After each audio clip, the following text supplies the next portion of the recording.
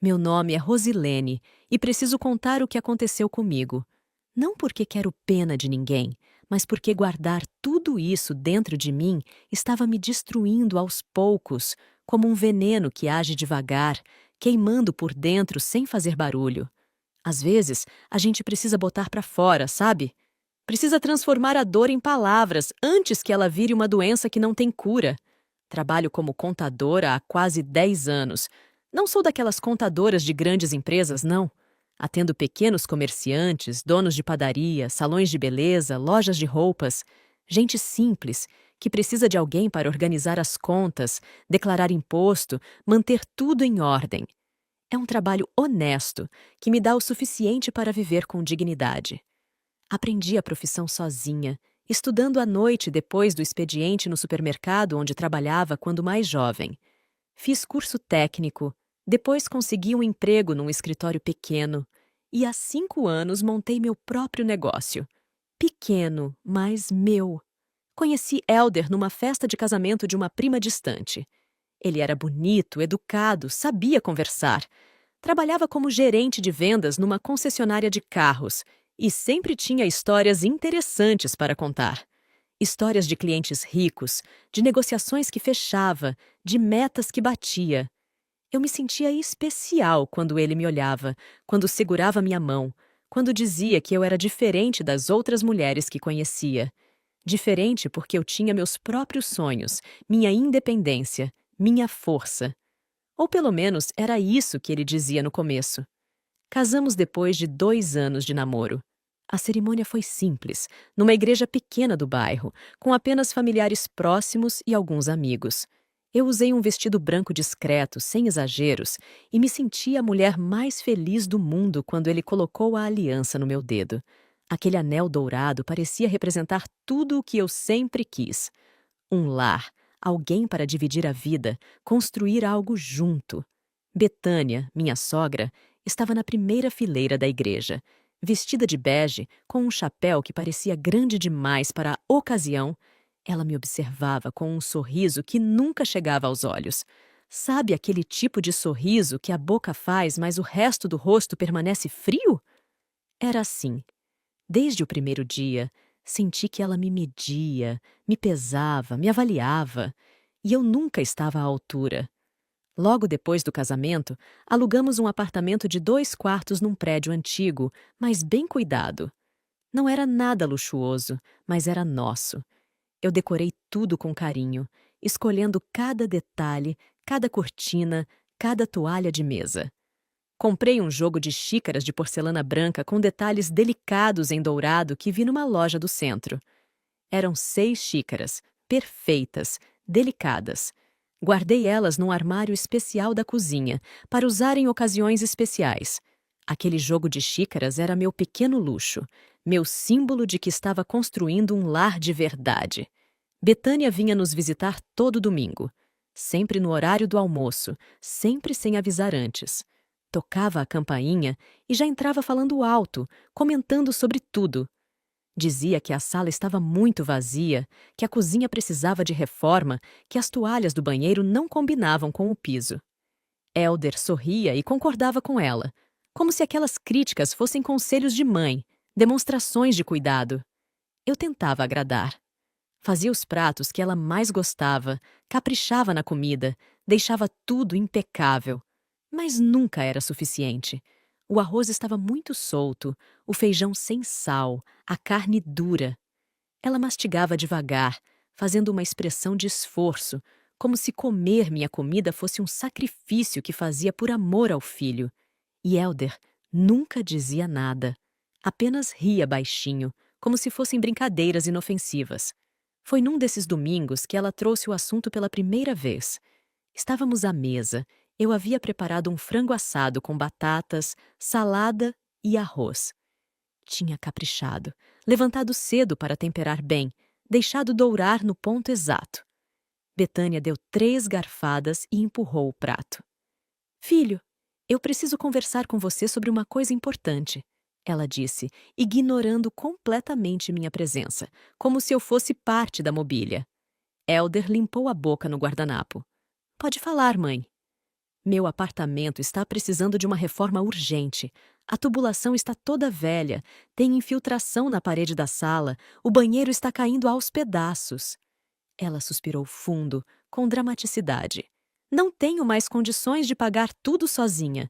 Minha aposentadoria mal cobre as contas. Menti. Betânia tinha uma aposentadoria boa, de professora do estado com mais de 30 anos de serviço. Além disso, recebia aluguel de uma casa pequena que o marido havia deixado para ela antes de morrer. Nunca passou necessidade, nunca teve que escolher entre pagar conta de luz ou comprar comida. Mas ela falava com aquela voz de mártir, aquela entonação que fazia parecer que estava vivendo na miséria.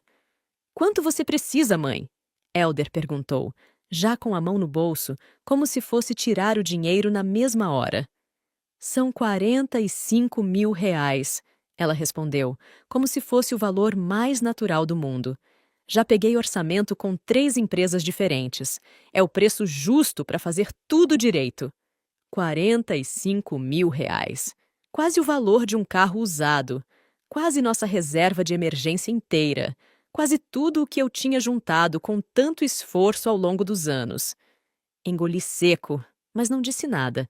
Não naquele momento. Esperei o almoço terminar, esperei Betânia ir embora, esperei Elder se sentar no sofá para assistir o jogo. Então, com toda a calma que consegui reunir, me sentei ao lado dele. "Amor, a gente precisa conversar sobre esse empréstimo." Ele desviou os olhos da televisão por um segundo, apenas um segundo. "O que tem?" 45 mil reais é muito dinheiro. A gente teria que fazer um empréstimo grande, com juros altos.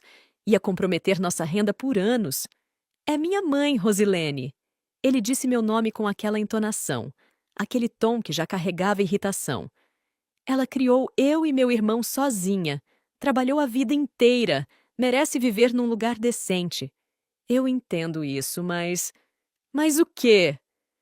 Agora ele tinha desligado a televisão e me encarava. "Você acha que ela não merece?" "Não é isso. É que a gente também tem nossos planos, nossas contas.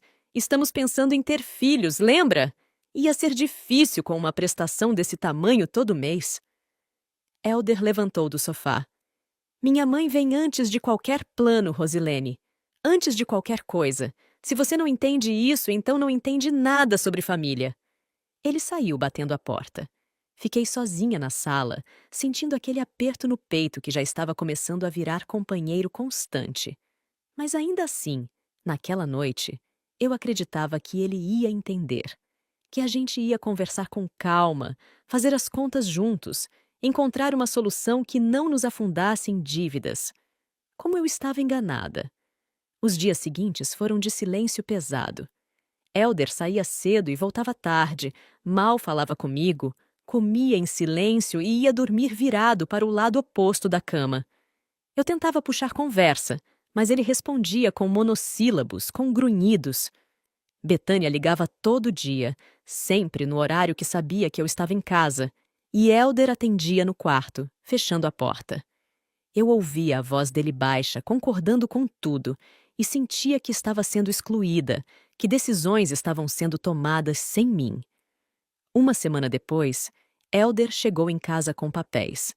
Eram documentos de um banco, um contrato de empréstimo já preenchido. Só faltava minha assinatura. "Precisa assinar aqui", ele disse, estendendo uma caneta na minha direção. Peguei os papéis, li com atenção. 45 mil reais, a serem pagos em 60 parcelas de R$ 1.100. Os juros eram absurdos. Em 5 anos, pagaríamos mais de 20 mil reais só de juros, e o empréstimo estava em nome dos dois, o que significava que se algo desse errado, eu também seria cobrada. "Elder, esses juros é muito alto. A gente vai pagar quase 70 mil reais no final." "E daí? A gente tem 2 salários. Dá para pagar tranquilo." "Não dá para pagar tranquilo. R$ 1.100 é quase metade do meu salário como contadora. A gente não vai conseguir guardar nada. Não vai conseguir fazer planos." Ele respirou fundo, daquele jeito que indicava que a paciência estava acabando. "Rosilene, minha mãe está esperando." Ela já marcou com o pedreiro, já comprou o material. Você vai fazer minha mãe passar vergonha? Não quero fazer ninguém passar vergonha. Só quero que a gente pense direito. Talvez ela possa pegar um empréstimo menor, fazer a reforma aos poucos. Ela não tem renda suficiente para conseguir empréstimo sozinha. Precisa de avalista, e eu sou o filho dela. É minha obrigação. E eu sou sua esposa.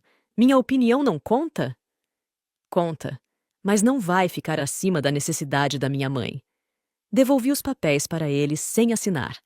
Desculpa, mas eu não posso assinar isso. É dinheiro demais, compromisso grande demais. Vamos pensar em outra solução. O rosto de Elder mudou. A irritação deu lugar a algo mais escuro, mais perigoso. Ele deu um passo na minha direção, os papéis amassados na mão. Você vai assinar. Não vou. Vai sim. Elder, por favor, vamos conversar com calma. Ele pegou minha mão. Não com carinho, não com delicadeza. Pegou com força, dobrando meus dedos para trás. Senti a dor imediata, aguda, subindo pelo braço. Assina. Não, consegui dizer, mesmo com a dor. E então ele aumentou a pressão. Ouvi o estalo antes de sentir. Um som seco, como galho quebrando. Meu dedo mindinho da mão direita se dobrou num ângulo errado, completamente errado. A dor explodiu, branca, cegante. Gritei. Gritei alto, sem controle. Elder me soltou imediatamente. Olhou para minha mão, para meu dedo inchando, ficando roxo. Olhou para o próprio rosto refletido no espelho da sala. E então, sem dizer uma palavra, pegou os papéis e saiu de casa. Fiquei ali, no chão da sala, segurando minha mão direita com a esquerda, sentindo o dedo latejar, inchar. As lágrimas desciam, mas não eram só de dor física. Eram de choque, de medo, de incompreensão. O homem que prometeu me amar, me proteger, me respeitar, tinha acabado de quebrar meu dedo porque eu não concordei em assinar um papel. Não fui ao hospital naquela noite. Fiquei sentada no sofá, com gelo no dedo, tentando processar o que tinha acontecido. Parte de mim queria acreditar que tinha sido um acidente, que ele não teve intenção, que foi um momento de descontrole. Mas eu sabia. Sabia pelo jeito que ele olhou para mim antes, sabia pela força que usou, sabia pelo silêncio que veio depois. Ele voltou de madrugada. Abriu a porta devagar, como se testasse se eu estava acordada. Entrou no quarto, viu que eu estava sentada na cama, com o dedo enfaixado com panos de cozinha. Não disse nada. Apenas deitou do outro lado, virado para a parede. Na manhã seguinte, acordei com o dedo ainda mais inchado, roxo escuro, pulsando de dor. Elder já estava vestido, pronto para sair. Passou por mim na cozinha como se eu fosse invisível. Preciso ir no médico, eu disse, tentando manter a voz firme. Então vai, ele respondeu sem me olhar. Você quebrou meu dedo ontem. Ele finalmente me encarou, mas nos olhos dele não havia arrependimento, não havia culpa, havia apenas frieza. Você que foi teimosa! Eu avisei! E saiu. Deixou eu ali, sozinha, com um dedo quebrado e o coração mais quebrado ainda. Fui à clínica de ortopedia mais próxima. O médico, um homem de uns 50 anos com cabelos grisalhos, examinou minha mão com cuidado. Fez radiografia, confirmou a fratura. Era uma fratura simples, mas precisava de imobilização. Ele colocou uma tala, receitou analgésicos e anti-inflamatórios. Como aconteceu? Ele perguntou, preenchendo a ficha. Caí. Menti. Tentei me apoiar errado. Ele me olhou por cima dos óculos. Aquele olhar que dizia que não acreditava, mas que não ia insistir. Tome cuidado. Foi tudo o que disse. Voltei para casa com a tala no dedo, com o peso da mentira me sufocando. Liguei para meus clientes, cancelei os atendimentos da semana, inventei uma desculpa sobre problema de saúde. Sentei no sofá e fiquei ali, olhando para as xícaras de porcelana branca com detalhes dourados através da porta entreaberta do armário da cozinha. Aquelas xícaras que representavam meu lar, minha felicidade, meu sonho de construir algo bonito. Elder voltou no fim da tarde. Trazia sacolas de compras, comida de restaurante, uma caixinha embrulhada. Colocou tudo na mesa da cozinha e se sentou na minha frente. Comprei seu prato preferido, ele disse, abrindo as embalagens. Aquela lasanha que você gosta. Olhei para a comida, para ele, para a caixinha ainda embrulhada. E isso é para você. Ele empurrou a caixinha na minha direção. Desculpa por ontem. Eu perdi a cabeça. Não foi minha intenção machucar você. Abri a caixa devagar, com a mão esquerda. Dentro havia um colar simples, uma corrente prateada com um pingente de coração. Barato, genérico, do tipo que se encontra em qualquer loja de bijuterias. Perdoa? Ele perguntou com aquela voz que já conheci um dia, quando ainda namorávamos, quando ele ainda fingia se importar de verdade. Eu deveria ter dito não, deveria ter pegado minhas coisas e ido embora. Mas a gente sempre acha que vai melhorar, que foi só uma vez, que não vai acontecer de novo. A gente se agarra à esperança porque é mais fácil do que encarar a verdade. Tá bom, eu disse, a voz saindo baixa, derrotada. Ele sorriu, colocou o colar em mim, beijou minha testa. E nós comemos a lasanha em silêncio, como se aquilo fosse suficiente para apagar o dedo quebrado, a dor, o medo. Mas ele voltou ao assunto 2 dias depois, dessa vez mais calmo, mais estratégico. Sentou do meu lado no sofá, segurou minha mão boa com delicadeza. Amor, eu sei que você está chateada com tudo o que aconteceu, e eu estou realmente arrependido, mas a gente precisa resolver essa situação da minha mãe. Elder, deixa eu terminar. Ele acariciou meus dedos. Eu conversei com ela. Conseguimos reduzir o valor do empréstimo para 35 mil. Ela vai fazer uma reforma mais simples, mais básica.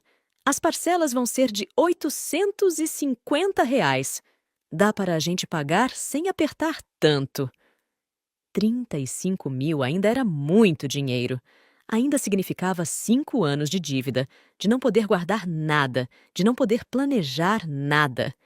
Mas eu olhei para ele, para o rosto que conhecia tão bem, para as mãos que um dia me fizeram sentir segura, e pensei: talvez essa seja a solução. Talvez, se eu ceder um pouco, tudo volte ao normal. Você promete que é só isso? Que não vai ter mais pedidos, mais empréstimos? Prometo. É só para ajudar minha mãe dessa vez. Depois a gente foca em nós.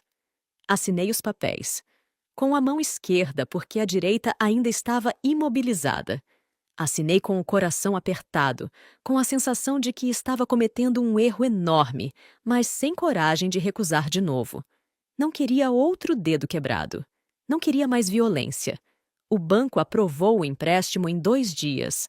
O dinheiro foi depositado na conta de Elder numa quinta-feira de manhã. Ele saiu cedo naquele dia, dizendo que ia transferir o valor para a conta de Betânia e depois conversar com o pedreiro que ia fazer a reforma. Passou o dia todo fora. Nem ligou, nem mandou mensagem. Voltou quase meia-noite, com o rosto pálido, os olhos arregalados, as mãos tremendo. Entrou em casa tropeçando, deixando as chaves caírem no chão. O que aconteceu? Perguntei, assustada com o estado dele. Ele não respondeu. Apenas se sentou na cadeira da cozinha, a cabeça entre as mãos, respirando fundo, rápido demais. Elder, você está me assustando. O que foi? Sumiu, ele sussurrou.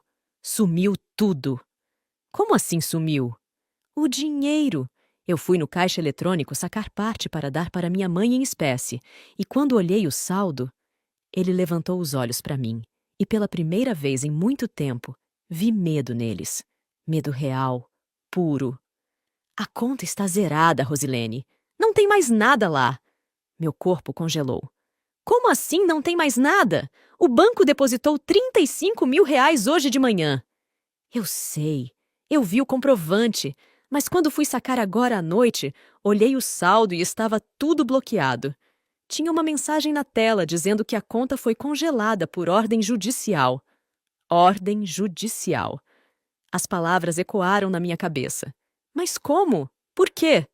Não sei. Não faço ideia. Eu nunca tive problema com justiça, nunca devi nada para ninguém. Ele estava em pânico. E eu também estava começando a entrar. 35 mil reais, dinheiro que nem era nosso ainda, já tinha desaparecido. E a gente ia ter que pagar as parcelas de qualquer jeito, porque o empréstimo tinha sido aprovado, o contrato assinado. Tem que ligar para o banco, eu disse, tentando manter a calma. Amanhã de manhã, primeira coisa, a gente vai até lá e resolve isso. Mas Elder estava destruído. Ficou a noite inteira sem dormir, andando de um lado para o outro, verificando o aplicativo do banco a cada 5 minutos, sempre vendo a mesma mensagem. Conta bloqueada por determinação judicial. De manhã, bem cedo, fomos ao banco. Elder mal conseguia ficar parado na fila. Quando finalmente nos chamaram, ele quase correu até o guichê. O gerente, um homem magro de terno azul marinho, digitou alguns comandos no computador, franzindo a testa. Senhor Elder, há um bloqueio judicial na sua conta corrente. Todo o saldo disponível foi retido. Mas por quê? Eu não devo nada para ninguém. O gerente virou a tela do computador para que pudéssemos ver. Segundo consta aqui, há uma ação de pensão alimentícia em atraso. A ordem é para reter valores suficientes para cobrir o débito. Pensão alimentícia. As palavras pareceram sugar todo o ar da agência. Elder ficou pálido, suas pernas bambas. Deve haver um engano, ele murmurou. Eu não tenho filhos. O gerente ajustou os óculos. De acordo com o processo, o senhor é pai de uma criança de 6 anos de idade. A mãe entrou com ação há 3 meses solicitando a pensão. Como o senhor não respondeu à citação nem compareceu às audiências, o juiz determinou o bloqueio de valores. O chão sumiu debaixo dos meus pés. 6 anos. Uma criança de 6 anos. Filho dele. Filho que ele nunca mencionou, nunca falou, nunca assumiu. Isso não pode ser verdade, eu disse, minha voz saindo estranha, distante. Tem que ser um erro. Mas o gerente apenas apontou para os documentos anexados ao processo eletrônico. Nome da mãe: Carla Duarte. Nome da criança: Miguel Duarte Santos. Pai: Elder Santos Silva. Teste de DNA anexado, confirmando paternidade. Elder tentou falar, mas nenhum som saiu. Ele olhou para mim, os olhos cheios de pânico, de desespero, mas eu não conseguia processar nada. O homem com quem eu era casada há 4 anos tinha um filho de 6 anos. Um filho que existia desde antes de nos conhecermos. Um filho que ele escondeu, negou, abandonou. Quanto tempo vai ficar bloqueado? Foi tudo o que consegui perguntar, minha voz mecânica. Até que o débito seja quitado, são 17 mil reais de pensão atrasada, mais custas do processo. O valor do empréstimo foi todo retido, mas ainda falta um saldo a pagar. 17 mil reais. O dinheiro do empréstimo tinha sumido para pagar a pensão que Elder devia. E ainda faltava dinheiro. E a gente ia ter que pagar as parcelas do empréstimo de qualquer jeito, mês após mês, durante 5 anos, para cobrir uma dívida que ele criou sozinho, escondendo um filho que eu nem sabia que existia. Saí do banco sem dizer nada. Apenas andei, meus pés se movendo sozinhos, sem direção. Elder me seguiu, tentando falar, tentando explicar, mas eu não ouvia. Não conseguia ouvir nada além do barulho do meu próprio coração quebrando. Chegamos em casa em silêncio. Entrei no quarto, tranquei a porta. Sentei na cama e apenas fiquei ali, olhando para a parede, tentando entender como minha vida tinha desmoronado tão rápido. Elder bateu na porta por horas. Primeiro com desespero, depois com raiva, depois com súplicas. Dizia que ia explicar tudo, que eu precisava ouvir o lado dele, que não era o que eu estava pensando. Mas eu não abri a porta. Não naquele dia. Na manhã seguinte, saí do quarto. Elder estava dormindo no sofá, ainda de roupa, os olhos inchados. Preparei café e sentei à mesa, esperando. Ele acordou pouco depois. Veio até a cozinha com o rosto amassado, envergonhado. Deixa eu explicar. Ele começou, a voz rouca. Explica.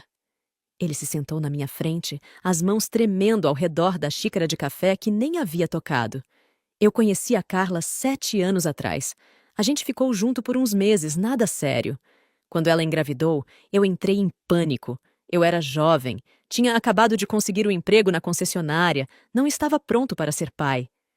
Então você fugiu. Eu. Eu tentei ajudar no começo. Dei dinheiro algumas vezes, mas ela queria que eu assumisse, que eu fosse presente, e eu não conseguia.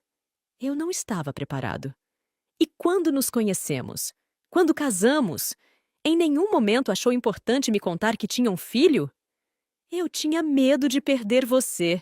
Você era tão perfeita, tão certa. Se eu contasse, sabia que você ia me deixar. E estava certo.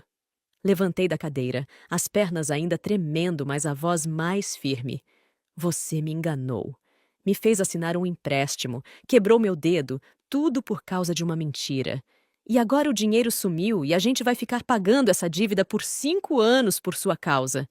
Rosilene, por favor. E sua mãe? Ela sabia?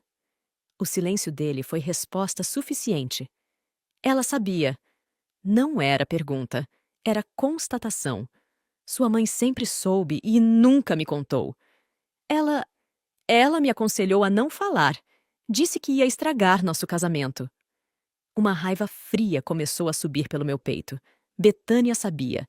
Sempre soube. E me tratou com desprezo todos esses anos, sabendo que o filho dela tinha me enganado, tinha escondido algo tão importante. Todas aquelas críticas, todas aquelas indiretas, todos aqueles olhares de superioridade enquanto ela guardava um segredo que destruiria minha vida. Quero que você saia de casa, eu disse, minha voz saindo surpreendentemente calma. O quê? Não, amor. A gente pode resolver isso. Saia. Hoje. Rosilene, essa é minha casa também. A gente é casado. E você mentiu desde o começo. Enganou, manipulou, me machucou. Quero que saia. Ele tentou argumentar, tentou me abraçar, tentou me convencer de que as coisas podiam voltar ao normal. Mas eu não cedi. Fiquei firme, de braços cruzados, olhando para ele até que finalmente pegou algumas roupas e saiu, batendo a porta com força. Fiquei sozinha no apartamento.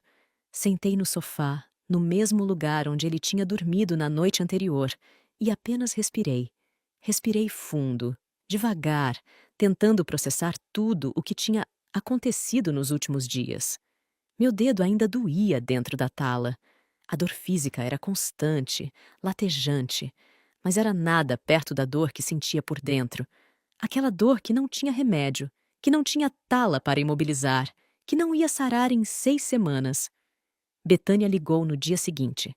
Eu sabia que Hélder tinha contado para ela, que ela ia ligar, que ia tentar me convencer a voltar atrás. Atendi só porque sabia que se não atendesse, ela ia aparecer na minha porta. Rosilene, Hélder me contou tudo. Você não pode expulsar meu filho de casa desse jeito. Ele mentiu para mim, Betânia, sobre algo gravíssimo. Todos os homens têm erros do passado. Você está sendo dramática. Dramática. Ela realmente disse isso. Como se descobrir que o marido tem um filho secreto e escondeu durante 4 anos fosse um drama inventado. E a senhora sabia, eu disse ainda com calma, ainda controlando a raiva. Sempre soube e nunca me contou. Não era minha história para contar. Era dele. Mas a senhora fez questão de me tratar como se eu não fosse digna dele. Como se eu fosse a pessoa inferior nessa relação. E o tempo todo a senhora estava protegendo a mentira dele. Eu estava protegendo meu filho. É isso que mães fazem. Então continue protegendo, mas longe de mim. Você está cometendo um erro. Se terminar com ele, vai se arrepender. Nenhum outro homem vai querer uma mulher na sua idade, divorciada, sem filhos. Na minha idade. Eu tinha 32 anos. E ela falava como se eu fosse uma mulher velha, descartável, sem valor. Se for para ficar com um mentiroso violento só para não ficar sozinha, prefiro a solidão, eu disse. E desliguei antes que ela pudesse responder. Bloqueei o número dela no mesmo instante. Bloqueei o de Hélder também. Precisava de silêncio, de espaço, de tempo para pensar. Mas a vida não parou. Os problemas não sumiram só porque eu queria ficar em paz. O banco começou a me cobrar a primeira parcela do empréstimo, R$ 850, dinheiro que eu não tinha usado, que tinha sumido antes mesmo de existir de verdade, mas que eu era obrigada a pagar porque meu nome estava no contrato. Liguei para o banco, tentei explicar a situação, pedi para tirar meu nome do empréstimo. Mas não era possível. Ambos os nomes estavam como devedores solidários. Se Elder não pagasse, eu seria cobrada. Se eu não pagasse, meu nome ia sujar, minha conta seria bloqueada, eu ia perder tudo o que tinha construído. Então paguei. Com raiva, com tristeza, com revolta. Mas paguei. As semanas passaram devagar, pesadas. Tirei a tala do dedo depois de 45 dias. O médico disse que tinha cicatrizado bem, mas que eu precisava fazer fisioterapia para recuperar os movimentos. Fiz as sessões em silêncio, concentrada nos exercícios, tentando não pensar em como aquela fratura tinha acontecido. Elder tentou voltar várias vezes. Aparecia na porta do prédio, esperava eu sair do trabalho, mandava mensagens de números diferentes. Dizia que estava arrependido, que ia mudar, que a gente podia recomeçar. Mas eu ignorava. Bloqueava os novos números, pedia para o porteiro não deixar ele subir. Mudava meu caminho para evitar encontros. Betânia foi pior. Conseguiu meu novo número através de uma cliente em comum e voltou a me ligar. Dessa vez não com súplicas, mas com ameaças veladas. Dizia que eu ia me arrepender, que estava destruindo uma família, que Deus não perdoava mulheres que abandonavam seus maridos. Mulher que abandonava o marido. Como se eu fosse a culpada. Como se eu tivesse mentido, escondido um filho, quebrado o dedo de alguém. Mas eu aprendi algo naquelas semanas de solidão e dor. O silêncio tem poder. Não responder tem poder. Não se justificar tem poder. Então eu apenas ouvia Betânia falar, falar, falar. E quando ela cansava, eu desligava sem dizer uma palavra. Foi num sábado de manhã, 3 meses depois de ter expulsado o Elder de casa, que a verdade completa finalmente apareceu. Estava tomando café quando a campainha tocou. Era uma mulher jovem, bonita, com um menino de uns 6 anos ao lado. Ela tinha os olhos cansados, o rosto tenso, mas educado. "Você é a Rosilene?" Ela perguntou. "Sou. Meu nome é Carla. Acho que você sabe quem eu sou." Meu estômago apertou, mas eu mantive a compostura. "Sei." Ela olhou para o menino. "Esse é o Miguel." O menino era a cópia exata de Elder. Os mesmos olhos castanhos, o mesmo formato de rosto, o mesmo sorriso tímido. Impossível negar a paternidade só de olhar. "Por favor, pode me dar uns minutos?" Carla perguntou, a voz quase suplicante. Deixei elas entrarem. Miguel ficou na sala brincando com um carrinho que tirou da mochila, enquanto Carla e eu conversávamos na cozinha. "Eu não vim aqui para criar problema." Ela começou. Eu precisava que você soubesse a verdade completa." "Estou ouvindo." "O Elder não me contou só por acidente quando ele engravidou comigo. Ele sabia desde o começo. Quando descobri que estava grávida, ele disse que ia assumir, que ia ficar comigo, que ia criar nosso filho. Mas quando o Miguel nasceu, ele simplesmente desapareceu. Mudou de telefone, de endereço, me bloqueou em tudo." Ela respirou fundo, as mãos tremendo ao redor da xícara de café que eu tinha oferecido. Eu tentei de tudo. Fui atrás dele no trabalho, mas ele sempre escapava.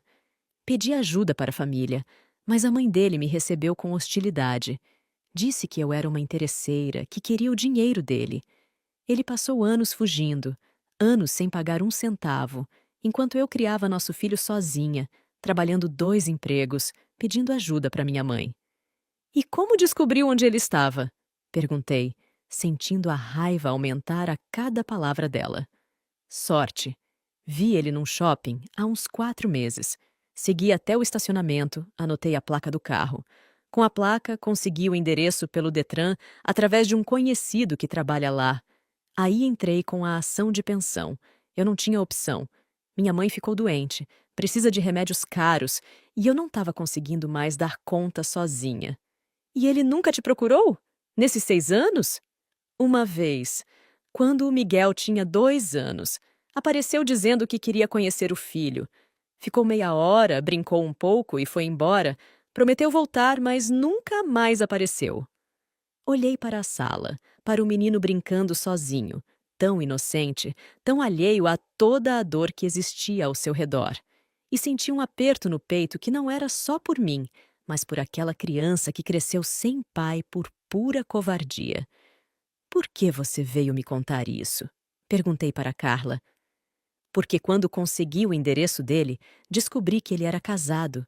Descobri seu nome. E eu fiquei pensando, será que ela sabe? Será que ele contou para ela? E quando o dinheiro foi bloqueado e ele apareceu berrando no fórum, dizendo que a conta era conjunta com a esposa, que você também ia ser prejudicada, eu soube que você não sabia de nada. Ela me encarou, os olhos marejados. Você é uma vítima dele tanto quanto eu. E eu não queria que você achasse que eu fiz isso para te prejudicar. Eu só quero que meu filho tenha o mínimo que merece. Eu entendo, eu disse. E era verdade.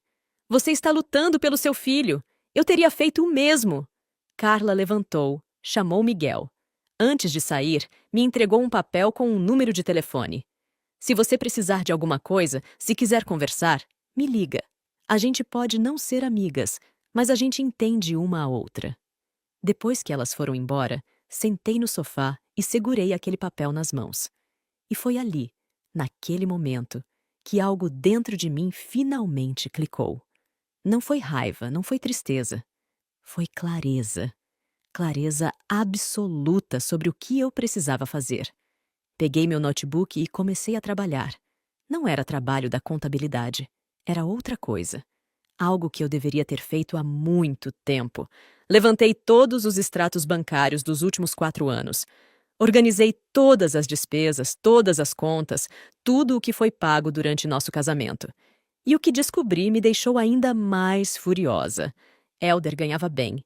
Como gerente de vendas, recebia salário fixo mais comissões. Em meses bons, chegava a ganhar 4 vezes mais do que eu. Mas na divisão das contas de casa, ele sempre dizia que estava apertado, que as comissões estavam baixas, que eu precisava pagar mais. E eu pagava. Pagava aluguel, pagava luz, pagava mercado. Enquanto isso, o dinheiro dele ia para onde? Para roupas caras, para saídas com os amigos, para presentes que ele dava para a mãe. Durante 4 anos, eu sustentei a casa sozinha enquanto ele usava o dinheiro dele para bancar a vida de luxo de Betânia.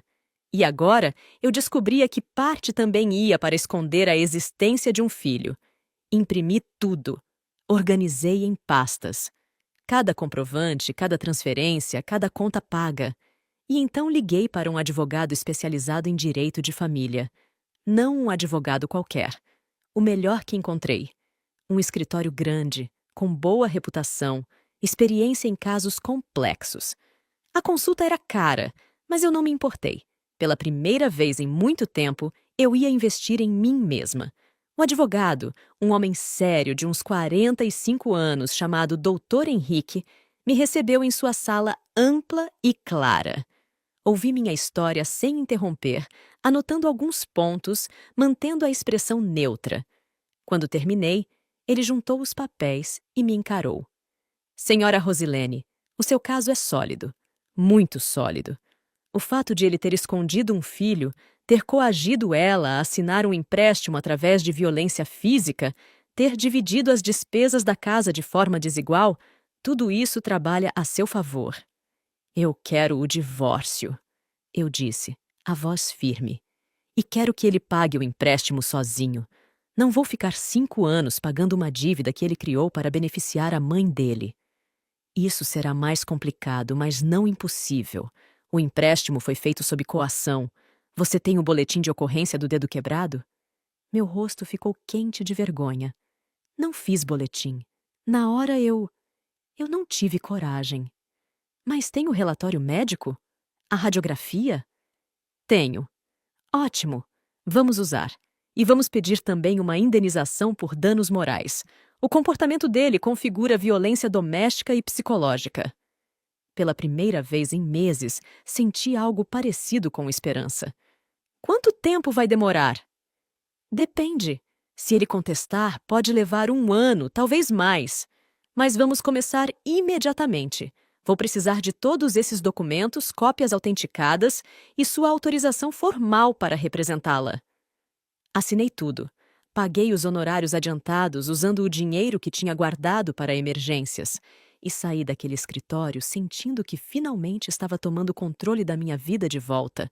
O processo de divórcio foi protocolo na semana seguinte. Elder foi notificado e enlouqueceu. Apareceu na porta do meu prédio gritando, dizendo que eu não podia fazer aquilo, que éramos casados, que eu tinha que dar outra chance. O porteiro precisou chamar a polícia para tirá-lo dali. Betânia foi pior.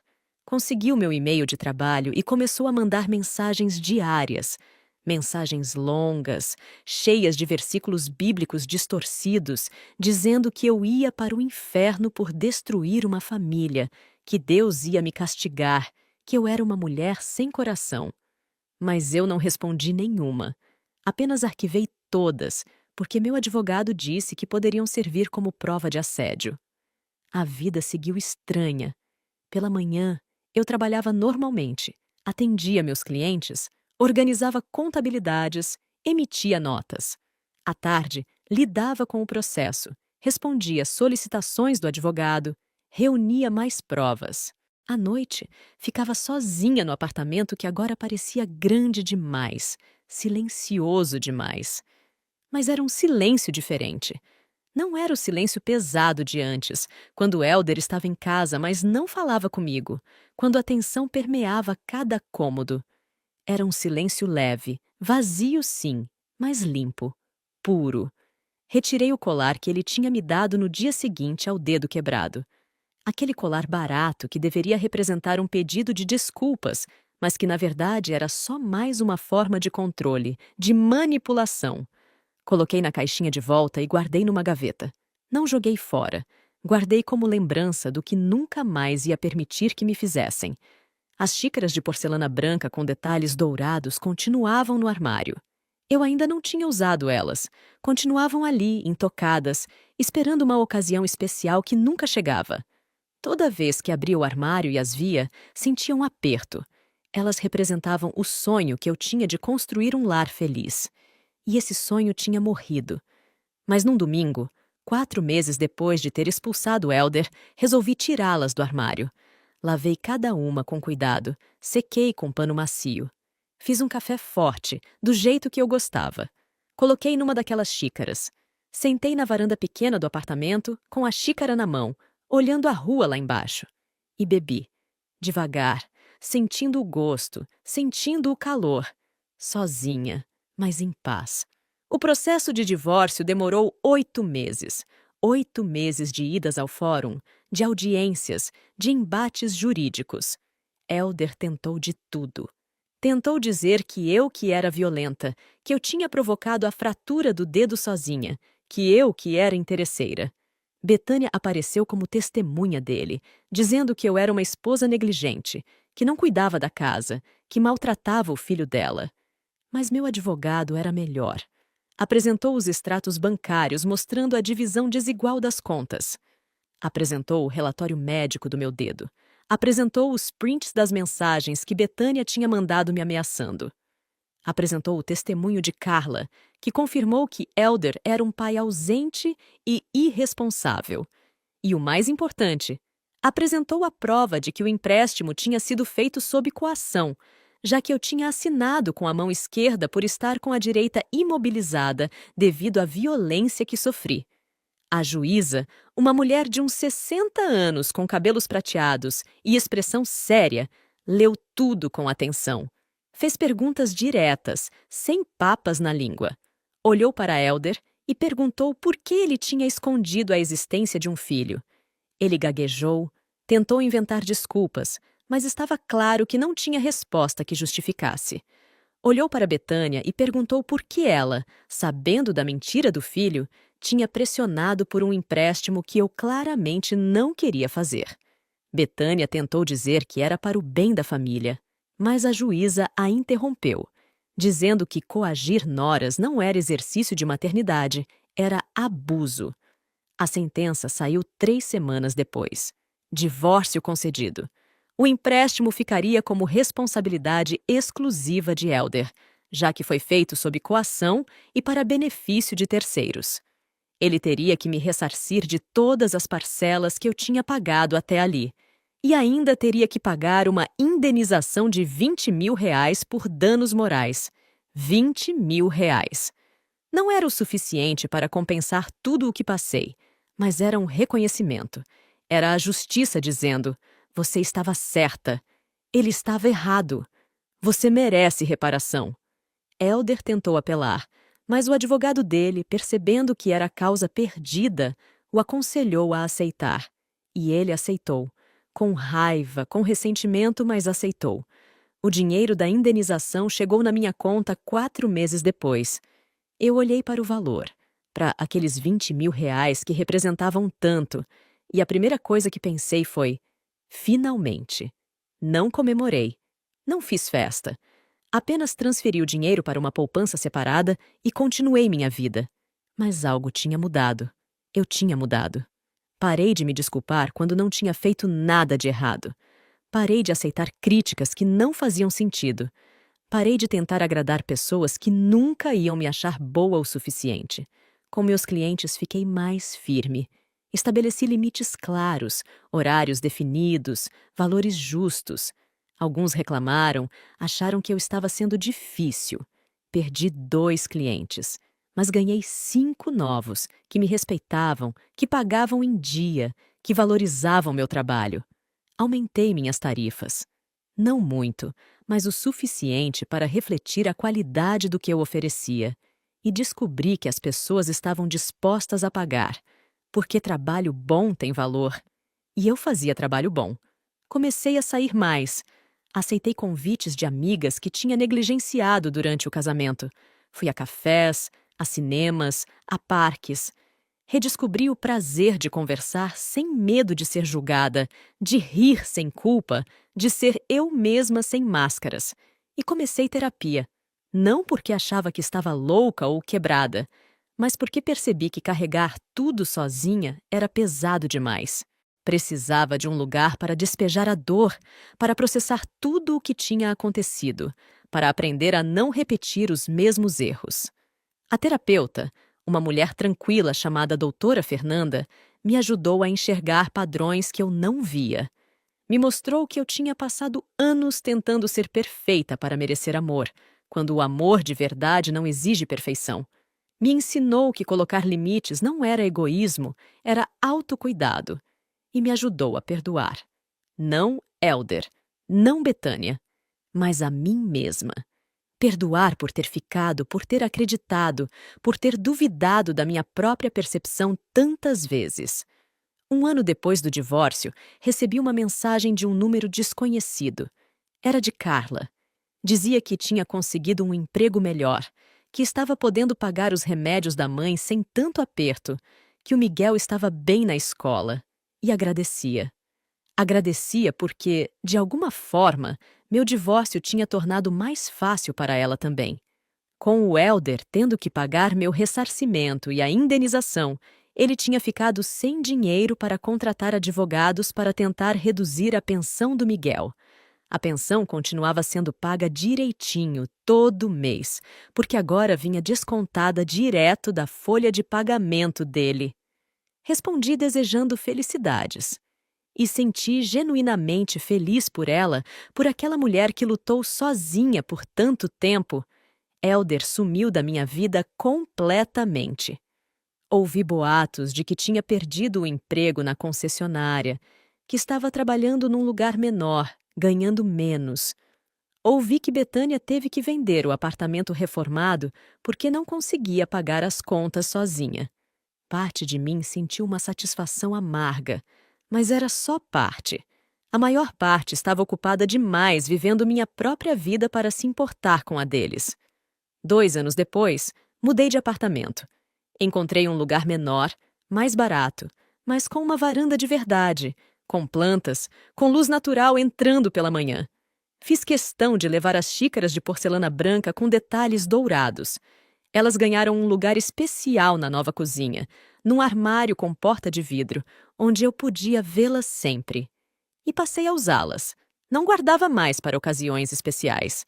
Usava no café da manhã dos domingos, quando fazia panquecas para mim mesma. Usava quando amigas vinham visitar. Usava porque percebi que a vida não tinha que esperar por ocasiões especiais. A vida era agora, era todo dia, era cada xícara de café tomada em paz. Conheci pessoas novas. Fiz amigos de verdade, que me ouviam sem julgar, que me apoiavam sem cobrar nada em troca. E sim, eventualmente conheci outros homens. Saí com alguns. Nada sério, nada que me fizesse querer casar de novo. Mas descobri que era possível se relacionar sem perder a identidade, sem se anular, sem viver em função de agradar. Meu negócio cresceu. Contratei uma estagiária para me ajudar nos períodos mais movimentados. Aluguei uma pequena sala comercial para usar como escritório, separando melhor vida pessoal e profissional. Investi em cursos, em atualizações, em melhorar cada vez mais. E aprendi que recomeçar não é voltar ao ponto de partida. É criar um novo caminho, com a experiência e a sabedoria que a dor ensinou. Não vou mentir dizendo que não tenho momentos difíceis. Tenho. Tem dias que a solidão pesa. Tem dias que me pego pensando no que poderia ter sido diferente, se eu tivesse percebido os sinais antes, se tivesse tido coragem de sair mais cedo. Mas então, olho para o meu dedo direito. Ele cicatrizou bem, mas tem uma pequena marca, um leve desvio que só eu noto. E aquela marca me lembra de tudo o que passei, de tudo o que superei, de tudo o que aprendi. É minha cicatriz de guerra. E eu carrego ela com dignidade. 3 anos depois do divórcio, estava na fila do supermercado quando vi ele. Elder. Do outro lado do corredor, com uma cesta cheia de comidas prontas, o rosto mais envelhecido, os cabelos começando a ficar raros. Ele me viu também. Nossos olhos se cruzaram por um segundo. Eu não desviei o olhar. Não baixei a cabeça. Não fingi que não via. Apenas olhei, reconheci e continuei. Ele pareceu pequeno, diminuído, sem a arrogância de antes. E eu segui em frente. Literalmente. Paguei minhas compras, peguei minhas sacolas e fui embora sem olhar para trás. Porque essa é a verdadeira superação. Não é sobre confrontos dramáticos, sobre discursos vingativos, sobre provar nada para ninguém. É sobre seguir em frente. É sobre construir uma vida que não precisa da aprovação de quem te machucou. É sobre acordar de manhã e escolher a paz em vez da raiva. Hoje, quando olho para trás, vejo a mulher que eu era quando casei com o Elder. Vejo ela tentando se encaixar, tentando agradar, tentando ser suficiente para alguém que nunca ia valorizá-la. E sinto pena dela. Mas também sinto orgulho, porque ela teve coragem de sair, de recomeçar, de se reconstruir. E vejo a mulher que sou hoje. Não sou perfeita. Tenho feridas que ainda não sararam completamente. Tenho medos que ainda não superei. Mas sou inteira, sou livre, sou minha. Meu apartamento agora tem plantas na varanda. Suculentas, pequenas, resistentes. Eu não sabia cuidar de plantas antes. Matava tudo o que tentava cultivar. Mas aprendi. Aprendi que algumas coisas precisam de sol, outras de sombra. Aprendi que regar demais mata tanto quanto regar de menos. Aprendi que paciência é fundamental. E, de certa forma, descobri que cuidar de plantas é parecido com cuidar de si mesmo. Precisa de atenção, mas não de sufoco. Precisa de cuidado, mas não de desespero. E, principalmente, precisa de tempo. Tempo para crescer, tempo para florescer, tempo para se fortalecer. Tem uma suculenta em especial que gosto muito. É pequena, com folhas grossas e verde escuras. Quando comprei, estava quase morrendo, com folhas amareladas, sem vida. A moça da floricultura disse que ia ser difícil recuperar, que talvez fosse melhor pegar outra. Mas algo naquela planta me chamou a atenção. Talvez porque me via nela. Levei para casa mesmo assim. Troquei a terra, coloquei num lugar com luz indireta, reguei na medida certa. E ela respondeu. Devagar, mas respondeu. Novas folhas começaram a brotar. A cor voltou. A vida voltou. Hoje ela está linda, forte. E toda vez que olho para ela, lembro que tudo pode se recuperar. Até o que parece morto. Basta ter paciência e cuidado. Parei de falar com a maioria dos familiares de Elder. A única exceção é a irmã dele, Laura, que me procurou meses depois do divórcio para pedir desculpas. Ela disse que não sabia de nada, que Elder e Betânia esconderam tudo dela também. Disse que se soubesse, teria me avisado, teria tentado ajudar. Não sei se era verdade, mas aceitei o pedido de desculpas. A gente não voltou a ser próximas, mas nos falamos ocasionalmente. E ela sempre pergunta como estou, com interesse genuíno, sem julgar. Foi Laura quem me contou, num dia desses, que Betânia está doente. Nada grave, mas o suficiente para deixá-la mais frágil, mais dependente. E que Elder está tendo dificuldades para cuidar dela porque trabalha o dia inteiro e não tem dinheiro para pagar cuidadores. Quando Laura me contou isso, esperando talvez alguma reação de satisfação ou até de pena, eu não senti nada. Nem raiva, nem alegria, nem tristeza. Só um vazio tranquilo, como se fossem pessoas que eu conhecia em outra vida, em outro tempo. Pessoas que não fazem mais parte da minha história. Sinto muito pela sua mãe, foi tudo o que disse. E era verdade. Eu realmente sentia.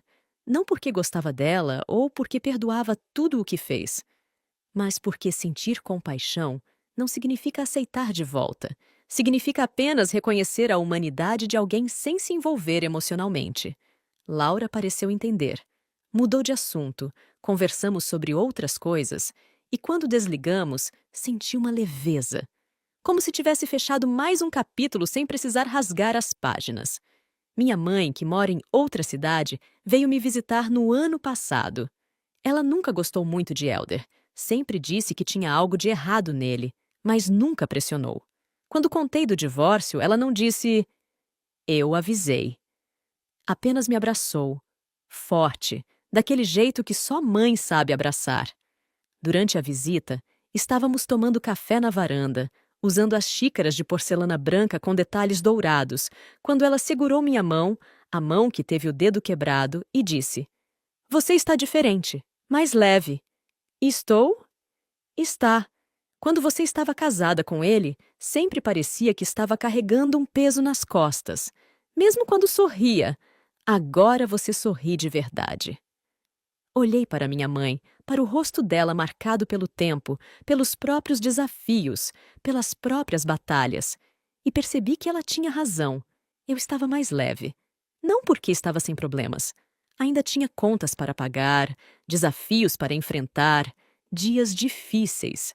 Mas estava livre. Livre para viver sem medo, sem ter que medir cada palavra, cada gesto, cada decisão.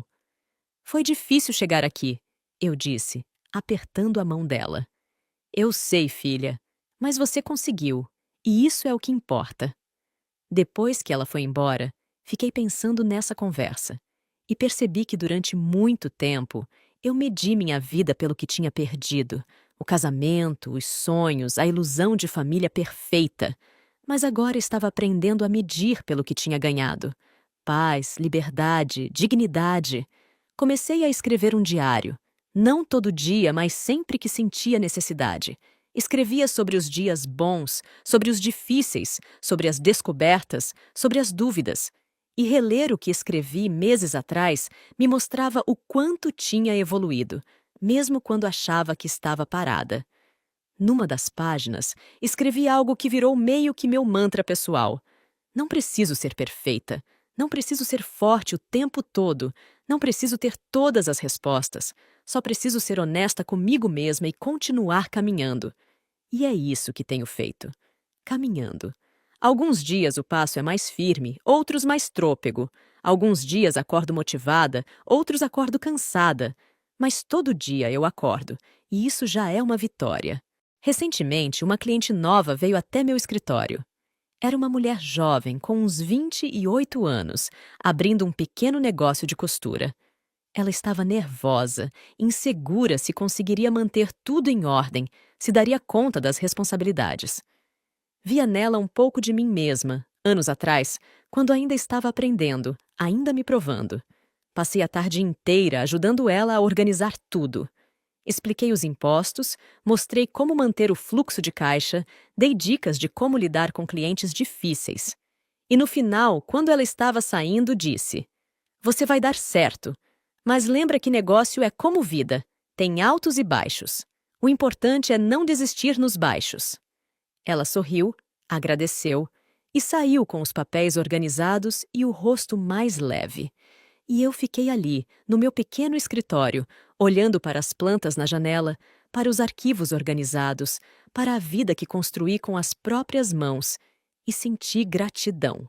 Gratidão pelo caminho, pelo aprendizado, pela força que descobri ter quando pensei que não tinha mais nada.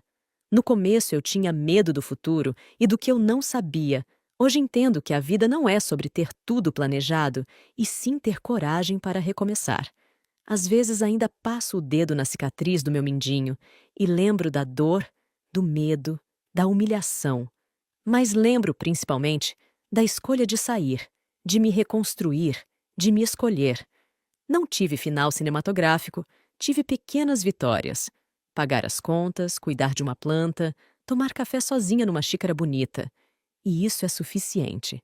Posso até me arrepender de ter ficado tanto tempo, mas nunca de ter ido embora.